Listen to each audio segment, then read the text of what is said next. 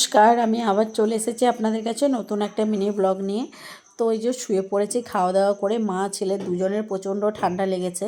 তো এই ঠান্ডা লেগে গেলে আমার হাজবেন্ড যখনই ঠান্ডা লাগে ওই 2 কোয়া রসুন আর তেল গরম করে আমাদের পায়ে ডলে দেয়।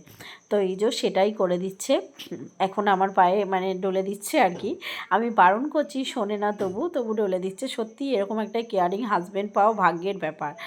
তো আমার পায়ে ডলে দেওয়ার পরে আমার ছেলের পায়েও ওইরকম মানে তেল মালিশ করে দিয়েছিল ওকে। তো আমার ছোটোবেলাতে আমার মাও এরকম করতো, বা বড়তেও বিয়ের আগে যখনই ঠান্ডা লাগতো মা রাত্রেবেলায় ঠিক তেল গরম করে পায়ে ডলে দিত। তো আমার মায়ের কথা সত্যিই খুব মনে পড়ছে। আর আমার ছেলে যখন 1.5 বছর বয়স, আমার হাজব্যান্ড আমরা তখন কলকাতাতে এসেছিলাম। সেই তখন থেকে কিন্তু আমার হাজব্যান্ড আমার ছেলেকে কিন্তু তেল মাখাতো, রাত্রের বেলা তো ওই তেল মাখাতো, সর্ষের তেল। আমি পারতাম না তো ডলে ডলে মাখাতে, ওই মাখাতো। এখন তো দুজনকেই মাখিয়ে দিচ্ছে।